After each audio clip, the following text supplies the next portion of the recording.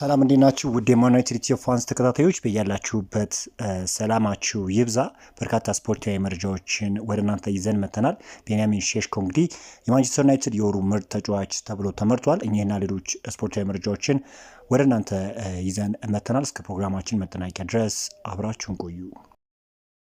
ቤንጃሚን ሼሽኮ የማንቸስተር ዩናይትድ የወሩ ምርጥ ተጫዋች ተብሎ ተመርጧል። ቤንጃሚን ሼሽኮ በተለይም ደግሞ ድንቅ ብቃቱን እያስመለከተ ይገኛል። የሮበን አሞሪም ከማንቸስተር ዩናይትድ የዋና አሰልጣኝነት ኃላፊነታቸው መነሳቱን ተከትሎ እንግዲህ ተጫዋቹ ከዛች ቅጽበት አንስቶ የተለየ ብቃቱን እያስመለከተ ይገኛልና በየጨዋታዎችም ደግሞ ወሳኝ ነጥቦችን ማንቸስተር ዩናይትዶች እንዲያገኙ ያደረገ ተጫዋች እንደሆነ ይታወቃል። ተጫዋቹ እንግዲህ ድንቅ አቅም እንዳለው በአርቢ ሌዝቢች ማሳየት ይታወቃልና ከዛም ቅጽበት አንስቶ እንግዲህ በርካታ የአውሮፓ ክለቦች አይናቸውን ጥለውበት ነበር።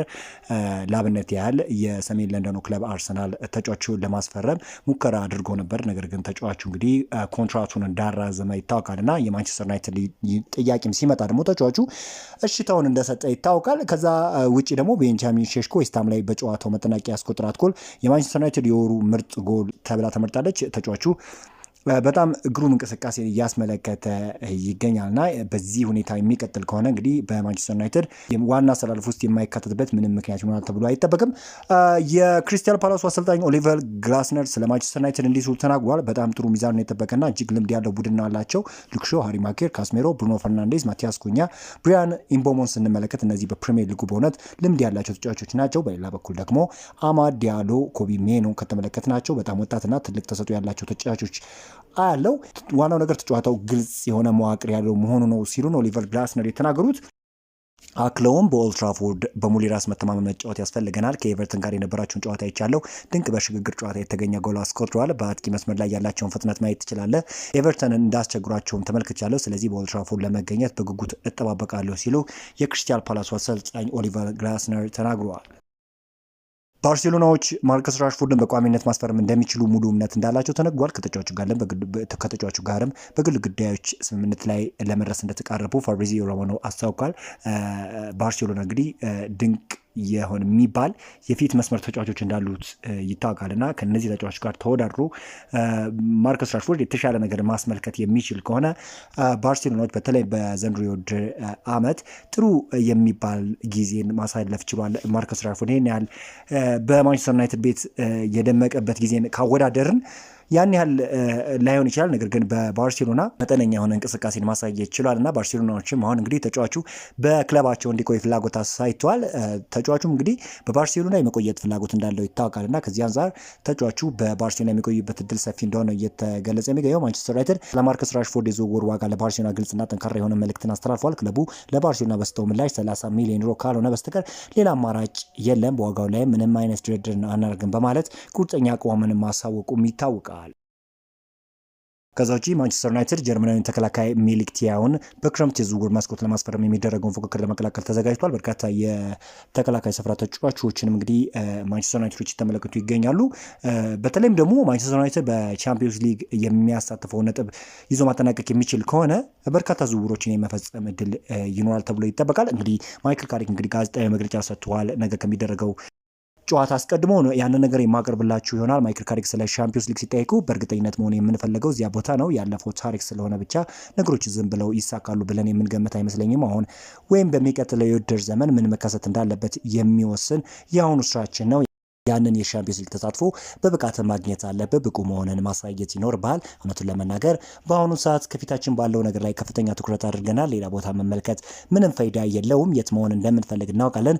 እዚህ ለመድረስ ምን ማድረግ እንዳለብንም እንዲሁ በሚኖሩን ጨዋታዎች ትክክለኛውን ውጤት ለማግኘት የምናሳየው የብቃት ደረጃ እንረዳለን። ነገር ግን በአሁኑ ወቅት በሌሎች የአውሮፓ ክለቦች ዘንድ ምን እየተከናወነ እንደሆነ መመልከቱ የሚረዳን አይመስለኝም ሲሉ ማይክል ካሪክ ተናግሯል። ማይክል ካሪክ በተከታታይ ጨዋታ ተመሳሳይ ቋሚ አስተላለፍ ስለመጠቀም እንዲህ ሲሉ ተናግረዋል። ተከታታይና ብዙ ጨዋታዎች ሲኖሩ ከተጫዋቾች አካላዊ ብቃት አንጻር ለውጥ ማድረግ ያስፈልጋል። በጥሩ ሁኔታ መጫወትና ጨዋታዎችን ማሸነፍ በጣም አዎንታዊ ነገር ነው። ነገር ግን እኔም ሆንኩ የአሰልጣኝ ቡድን የእያንዳንዱን የቡድን አባል አስፈላጊነት በሚገባ እንረዳለን። ምንም እንኳን ተመሳሳይ ተጫዋቾች ቢሆኑ ከአንድ ጨዋታ ወደ ሌላው ለውጦች እናደርጋለን። ለምሳሌ አንዳንድ አጥቂዎች ቦታቸውን ቀይጨውተዋል። ሉክ ሾው ደግሞ ኳስ በእጃችን ባለበት ወቅት የተለየ ሚና ነበረው። የቡድኑ ጥንካሬ ውጤታማነትን ለማስቀጠል የተለያዩ ነገሮችን እንሞክራለን ብለዋል። ማይክል ካሪክ ስለ ቡድኑ የማጥቃት መስመርም የ9 ቁጥር ተጠቅመን የተጫወትን አይመስለኝም። ብሪያን ምቤሞ አብዛኛውን ጊዜ በተጋጣሚ የመጨረሻ የተከላካይ መስመር ላይ ተጠባብቆ ነው የሚጫወተው። በተለያዩ መንገዶች ተጫውተናል።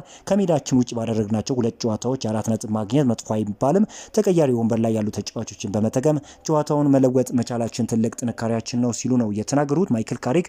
ቤንጃሚን ሼሽኮን በቋሚነት ለምን እንደማይጠቀም ሲጠየቅ ይሄ ለቡድኑ አዎንታዊ እንጂ መጥፎ አድርጌ አልመለከተውም፣ ላገኘናቸው ድሎች ትልቅ ሚና ተጫውቷል፣ ነገር ግን ነገሩን አላጋነነው፣ ምንም የሚያወዛግብ ነገር የለም፣ በቅርብ ጨዋታዎች ያሳየነው ብቃት ምን ያህል ጥራት ያለው ተጫዋች እንደሆነ አስመልክቶናል ሲሉ ተናግረዋል። ማይክል ካሪክ ስለሚከተለው የአመራር ዘዴዎች ሲናገር ደግሞ እንዴት መጫወት እንደምንፈልግ ሜዳ ላይ መተግበር ስለምንችለው ነገሮች በውስጡ ስለሚካተቱ በርካታ ነገሮች ብዙ ማውራት እንችላለን። አንዳንድ ጊዜ እንደምለው ቡድኑን አደራጅተው ወደ ሜዳ ስትገባ ነገሮች የምትችለውን ያህል ግልጽ ለማድረግ ትሞክራለህ። ግልጽነት በጣም አስፈላጊ ነገር ነው። ነገር ግን አንዳንድ ጊዜ መገለጽ ያለባቸው ብዙ ዝርዝር ጉዳዮች ይኖራሉ። እኛ ለተጫዋቾቻችን ቀላል እንዲመስላቸው ነገሮችን ቀለል ባለ መንገድ እናቀርባለን። ነገር ግን ያንን ለማድረግ በስተጀርባ ብዙ ስራዎች ይሰራሉ ሲል ማይክል ካሪክ ተናግሯል። ሳካ እንዲህ ሲል ተናግሯል። ኤሪክ ቴን ሃግ ማንቸስተር ዩናይትድ ሲመጡ አስቸጋሪ ነበሩ። እንደመጡ ወዲያውኑ በእቅዳቸው ውስጥ እንደሌለው ነገሩኝ። ነገር ግን ለመልቀቅ ሲሞክር እንዲሁም እንደማይፈልጉ ተናገሩ። ሊገባኝ አልቻለም። ያ በአይሙሬ ከባድ ነበር። ምክንያቱም ቀጥሎ ምን ማድረግ እንዳለብኝ እያሰብኩ እንድቆይ አድርጎኝ ነበር። እኔ ዝም ብዬ ጭንቅላቴን አቀርቅሬ መሰልጠንና ማሻሻልንም እናም ጨዋታዬን መጫወት እንዳለብኝ ለራሴ ነገርኩት። ግልጽ የሆነ የጨዋታ ግብ ሳይኖር መሰልጠን ግን መነሳሳትን ለመጠበቅ ከባድ ነበር። ነገር ግን በዙሪያ ያሉ ሰዎች በትክክለኛው መንገድ መሩኝና እንድቀጥል አበረታቱኝ። በመጨረሻም ነገሮች ተቀየሩና መሻሻል ጀመሩ። በእሱ ስር በታክቲክ ተለውጫለሁ ወይም አድጌያለሁ ማለት ይቻላል። ምክንያቱም የእሱም የሚፈልገው ይህንኑ ነበር ሲል ስለ ኤሪክ ቴን ሃግ ተናግሯል። አሁንም እንግዲህ ካርሎስ ካዝሚሮን በተመለከተ መረጃ ወጥቷል። እንግዲህ ካርሎስ ካዝሚሮ ማንቸስተር ዩናይትድ ለቆ ሲወጣ አሁንም የቀጣይ ህይወቱ በአውሮፓ የመቀጠል ፍላጎት እንዳለው ተነግሯል። ለተጫዋቹ ቅርብ የሆኑ ምንጮች እንደገለጹት ካዝሚሮ አሁንም በዋና ዋናዎቹ የአውሮፓ ሊጎች ውስጥ በከፍተኛ ብቃት የመጫወት አቅም እንዳለው በራሱ ይተማመናል። በአሁኑ ወቅት ጣሊያን ለተጫዋቹ ቀጣይ ቆይታ ቀዳሚ አማራጩና እየታየች ሲሆን በተለይም ደግሞ የቀድሞ የቡድን አጋሩ ሉካ ሞድሪች ወደ ኤሲ ሚላን አቅንቶ እያሳየ ያለው ስኬታማ መላመድ ካዝሚሮንም ወደ ሴሪ እንዲያመራ ትልቅ መነሳሳትን ሊፈጥርለት እንደሚችል ተገልጿልና በአውሮፓ ክለብ የመቆየት ፍላጎት እንዳለው ነው እየተገለጸ የሚገኘው። ከማንቸስተር ዩናይትድ ጋር ስሙ ሲያዝ የነበረው ሳንድሮ ቶናሊ በክረምት የዝውውር መስኮት ኒውካስል ዩናይትድን መልቀቅ እንደማይፈልግ ተነግሯል። ተጫዋቹ እንግዲህ ከበርካታ የአውሮፓ ክለቦች ጋር ስሙ ሲያዝ ቆይተዋል። ከአርሰናል እንዲሁም ከማንቸስተር ዩናይትድ በርካታ የአውሮፓ ክለቦችም ተጫዋቹን ለማስፈረም ፍላጎት አሳይተው ነበር። ነገር ግን አሁን የሚወጡ መረጃዎች እንደሚጠቁሙ ከሆነ ተጫዋቹ በኒውካስል ዩናይትድ ቆየት ፍላጎት እንዳለው ነው እየተገለጸ የሚገኘው። ስለዚህ ሳንድሮ ቶናሊ ወደ ማንቸስተር ዩናይትድ የማይመጣ ከሆነ ዩናይትድ በተለይም እንግዲህ የኢሊዮት አንደርሰንን ዝውውር ለማፋጠን ይሰራል ተብሎም ይጠበቃል።